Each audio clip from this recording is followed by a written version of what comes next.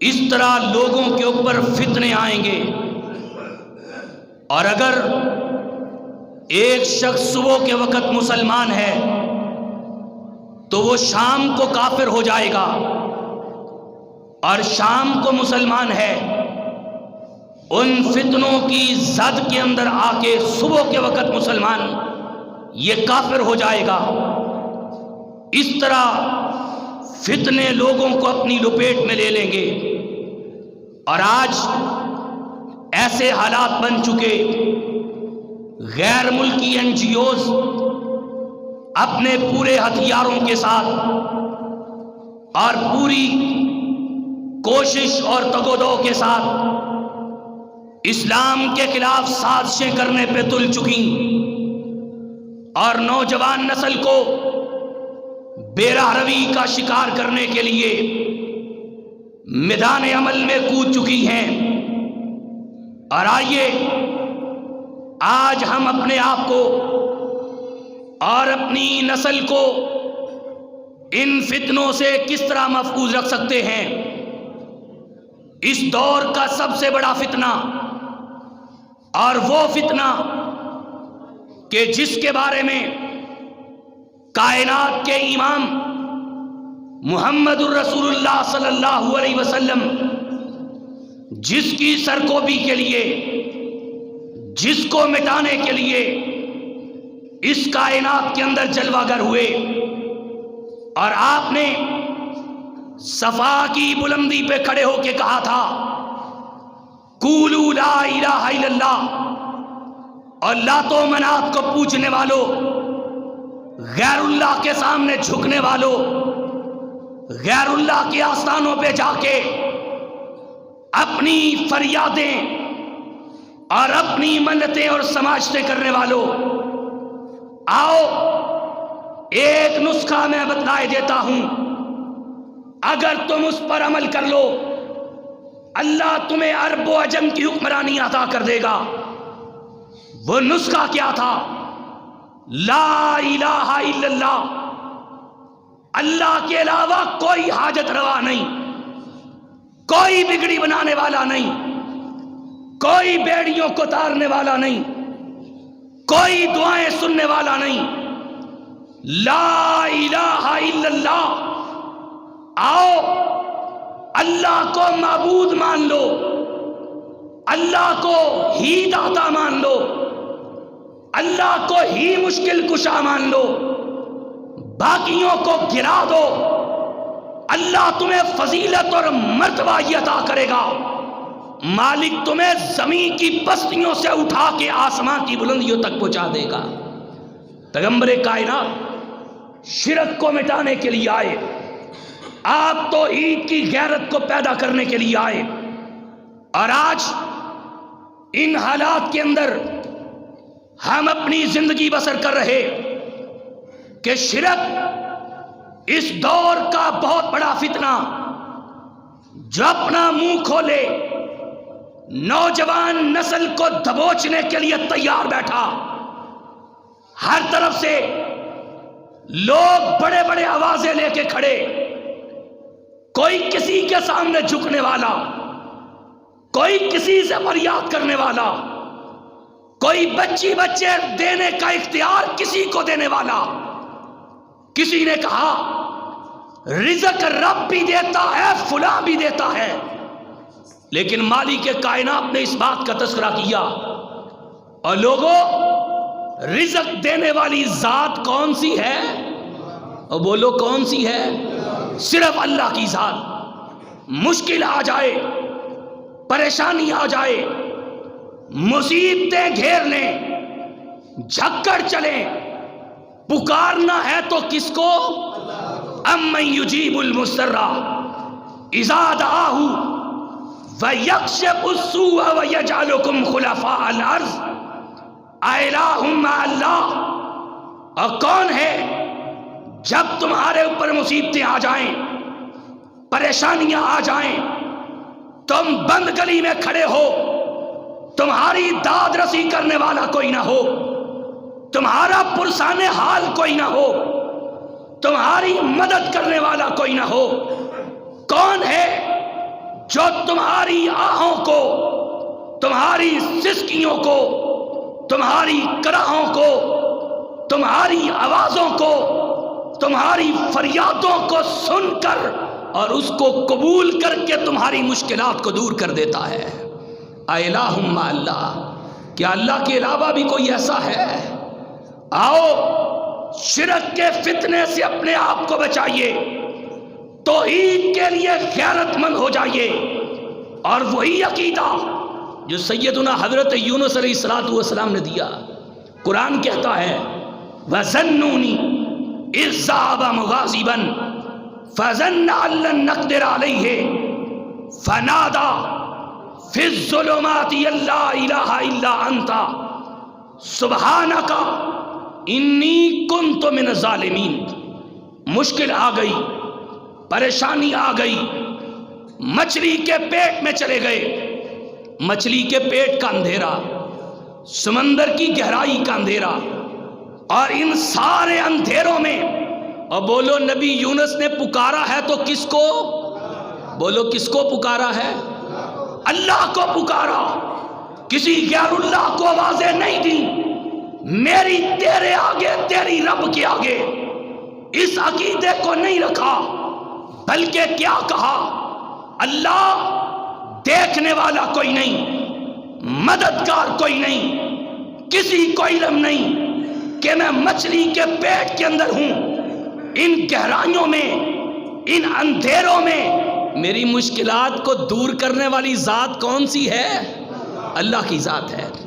آؤ مشکلات آ جائیں، پریشانیاں آ جائیں، مصائب گھیر لیں، فتن منہ کھولے انتظار کر رہے ہوں، پیغمبر کائنات صلی اللہ علیہ وسلم فرما رہے تھے، اور لوگوں جو شخص اپنی پریشانی میں، اپنی مصیبت میں، اپنے غموں میں نبی یونس علیہ السلام کی اس دعا کو پڑھتا ہے، لا الہ الا انت سبحانک انی کنت من الظالمین، مالک کائنات اس بندے کی زندگی میں غموں اور پریشانیوں کو رہنے دیتے نہیں ہیں۔ اور آئیے اللہ کے پیغمبروں نے عقیدہ دیا، آج لوگوں نے کہا اولاد دینے پہ اللہ بھی قادر ہے، فلانا بھی قادر ہے۔ قرآن کیا کہتا ہے؟ یَحْبُ لِمَن یَشَاءُ إِنَاثًا وَیَحْبُ لِمَن یَشَاءُ الذُّکُورَ أَوْ یُزَوِّجُهُمْ ذُکْرَانًا وَإِنَاثًا وَیَجْعَلُ مَن یَشَاءُ عَقِیمًا۔ اور لوگوں، رب جس کو چاہتا ہے بیٹیاں عطا کرتا ہے، جس کو چاہتا ہے بیٹے عطا کرتا ہے، جس کو چاہتا ہے بیٹیاں اور بیٹے ملا کے عطا کرتا ہے۔ اور کئی ایسے بھی ہوتے ہیں جو ساری زندگی مالک کا دروازہ کھٹکھٹاتے رہتے ہیں، نہ رب بیٹا دیتا ہے نہ بیٹی عطا کرتا ہے، اور آؤ اس کے دروازے پہ نبی بیٹھے ہوئے اور کیا کہتے ہیں؟ رب ہب لی من الصالحین، اللہ بیٹا عطا کر دے، اور ربا بیٹا عطا کر دے، نیک بیٹا عطا کرنا۔ اور بولو نبی ابراہیم نے دعا مانگی تو کس سے؟ اللہ سے مانگی ہے۔ آؤ تعویذوں کی پوجا کرنے والوں، کڑے باندھنے والوں، دھاگے اور چھلے پہننے والوں، آؤ اپنے عقیدوں کی اصلاح کرو۔ تیری نمازیں، تیرے روزے، تیرا ذکر و اذکار، تیرے نیکی کے کام، تیرا حج بیت اللہ، تیرا جہاد فی سبیل اللہ، تیرے سارے نیکی کے کام ایک طرف، اگر رب کی ذات کے ساتھ ذرا بر بھی شرک ہوا، اللہ کہتے ہیں ان اللہ لا یغفر ان یشرک بہ ویغفر ما دون ذلک لمن یشاء۔ یاد رکھ لو، اگر میری ذات کے ساتھ ذرا بر بھی شرک کر کے آئے، اللہ کہتے ہیں میں تیرے سارے گناہوں کو، تیری ساری نیکیوں کو میں ضائع کر کے تجھے اٹھا کے جہنم کا ایندھن بنا دوں گا۔ آج اس دور کا سب سے بڑا فتنہ وہ شرک کا فتنہ ہے۔ کلمہ پڑھ کے شرک کی لت لگ گئی، کلمہ پڑھ کے رب کے حقوق غیروں کو دے دیے، کہتے ہیں تیرا کھاما تیرے گیت گاما۔ آؤ رزق دینے والی ذات نبیوں کو بھی اللہ کی ہے، اور پیغمبر کائنات آج بدر کے میدان میں ہیں۔ اللہ کے حبیب نے اللہ کے سامنے اپنے سر کو رکھا ہوا، اور کیا کہتے ہیں؟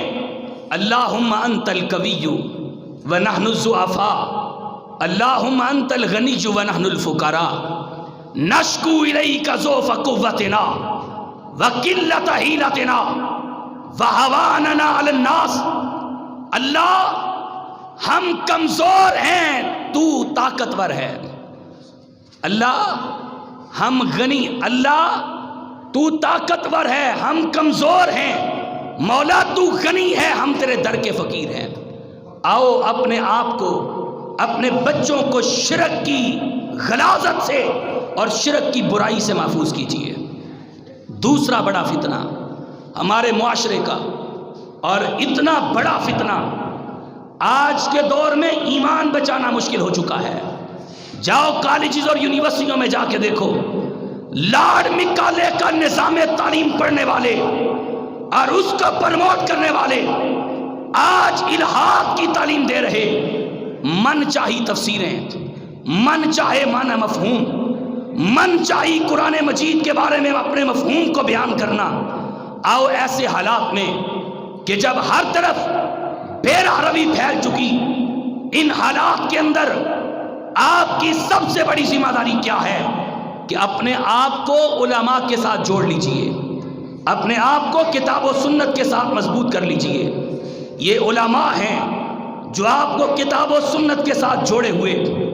ایک فتنہ یہ کھڑا کیا گیا، مولویوں سے لوگوں کو دور کر دو، مساجد سے دور کر دو، علماء سے دور کر دو، دین کی تعلیم سے دور کر دو، مدارس سے دور کر کے، مدارس کو بے آباد کر کے کالجز اور یونیورسٹیوں کو آباد کر دو، مساجد اور مدارس کے اوپر پابندیوں کو لگا کے لوگوں کو دین سے دور کر دو، تاکہ من چاہی تفسیریں کر کے، ترجمہ کر کے لوگوں کو دین سے دور کیا جائے۔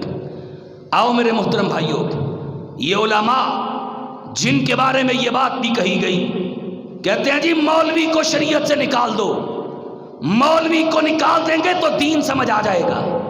ان مولویوں نے دین کو مشکل کر رکھا ہے۔ اور تو کیا سمجھتا ہے مولوی تجھے وراثت کا علم سکھائے، مولوی نے تمہیں نماز کا طریقہ دیا، احادیث نبویہ سے تیری رہنمائی کی، زکوٰۃ کے مسائل سمجھائے تو مولوی نے سمجھائے، اور تمہیں دین کی مبادیات سے جوڑے ہوئے ہے تو مولوی جوڑے ہوئے ہے۔ اور تمہیں کیا پتا کہ ان کٹھن حالات میں کس طرح علماء مدرسہ چلاتے ہیں، مسجد چلاتے ہیں، قرآن کے لفظ لفظ کی حفاظت کرتے ہیں، تفسیر کی سطر سطر کی حفاظت کرتے ہیں۔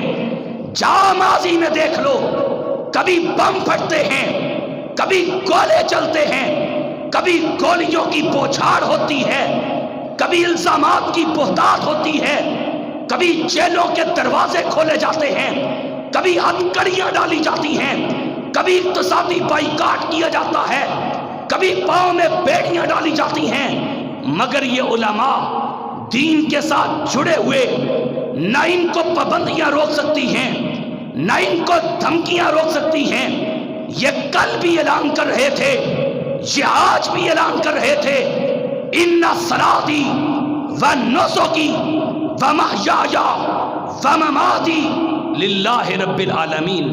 اور لوگوں، ہماری زندگیاں، ہمارا جینا، ہمارا مرنا، ہماری نمازیں، ہماری عبادات صرف فقط اللہ رب العزت کے لیے ہیں۔ اور آج بھی حرمت رسول کا مسئلہ ہو، ختم نبوت کا مسئلہ ہو، عظمت صحابہ کا مسئلہ ہو، عظمت قرآن کا مسئلہ ہو، اللہ کے فضل و کرم سے علماء آج بھی میدان میں کھڑے ہیں، حرمت رسول کی جنگ لڑ رہے، عظمت صحابہ کی جنگ لڑ رہے، نبی کائنات کی ختم نبوت کا دفاع کر رہے، اور قادیانیوں کے خلاف سیسا پھیلائی ہوئی دیوار بن کے کھڑے، اور انشاءاللہ آج بھی کھڑے، کل بھی کھڑے ہوں گے، اور انشاءاللہ علماء قیامت کی دیواروں تک محمد کے دین کا انشاءاللہ دفاع کرتے رہیں گے۔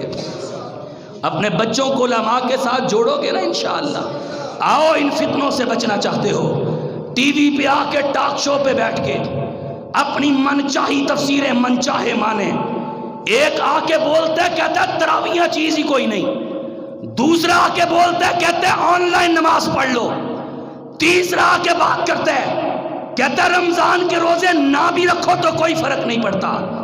اس طرح کے معنی مفہوم کر کے آج کی نوجوان نسل کو دین سے دور کیا جا رہا ہے۔ آؤ میرے محترم بھائیوں، اپنے آپ کو ان علماء کے ساتھ جوڑیے، اپنے بچوں کو قرآن کی تعلیم دیجیے۔ مجھے بتاؤ اس غیر گزرے دور کے اندر اگر آپ نے بچوں کو دین کے ساتھ نہ جوڑا تو کون ہے جو محمد الرسول اللہ کے دین کا دفاع کرے گا؟ آؤ اپنے بچوں کو قرآن کی تعلیم دو، ترجمہ قرآن پڑھاؤ، قرآن کی تفسیر پڑھاؤ، قرآن کی آیات بینات سکھاؤ، اپنے بچوں کو احادیث کی تشریح سمجھاؤ، اور یہ سمجھائیں گے کون؟ علماء سمجھائیں گے۔ اور آخری بات، تیسرا بڑا فتنہ اس دور کا بدعات کا فتنہ، خرافات کا فتنہ، حدیث کے مقابلے میں، سنت کے مقابلے میں اپنی من چاہی باتیں نکال کے لوگوں نے دین بنا لیا۔ ابھی شبرات گزری ہے، لوگوں نے نت نئی رسومات نکال کے دین کا نام دے دیا، جینے سے لے کے مرنے تک ایک ایک کام کے اندر بدعت اور خرافات۔ اور آئیے پیغمبر کائنات کیا فرما رہے تھے؟ کل محدثۃ بدعہ وکل بدعۃ ضلالہ وکل ضلالۃ فی النار۔ اور لوگوں، دین میں ہر نیا کام بدعت ہے، بدعت گمراہی ہے، گمراہی انسان کو جہنم میں لے جاتی ہے۔ من احدث فی امرنا ھذا ما لیس منہ فہو رد۔ دین میں کوئی بھی نیا کام جاؤ، وہ تیجے کی شکل میں ہو یا 10ویں کی شکل میں ہو، وہ تیرا کام وہ قبر کے اوپر اذان دینے کی شکل میں ہو یا کفن کے اوپر کلمہ لکھنے کی شکل میں ہو، کوئی بھی ایسا کام جو دین کے اندر تو نیا لے کے آئے گا، وہ تیرا کام دین کے اندر قبول ہو سکتا۔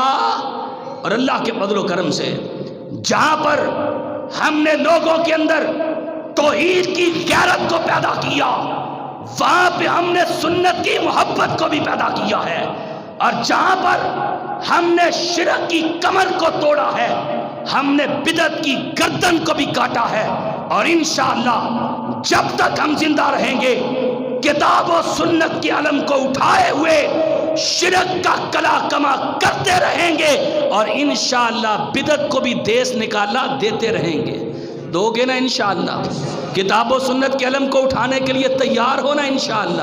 انشاءاللہ اگر نوجوان یہ عزم کر لیں تو وہ وقت دور نہیں ہے، آج نہ صحیح تو کل صحیح، ہماری زندگیوں میں نہ صحیح ہمارے بعد صحیح، وہ وقت آئے گا، ضرور آئے گا کہ اس کائنات کے اندر محمد الرسول اللہ کی سنت اور سیرت کا پرچم لہرا کے رہے گا۔ اقول قولی ھذا۔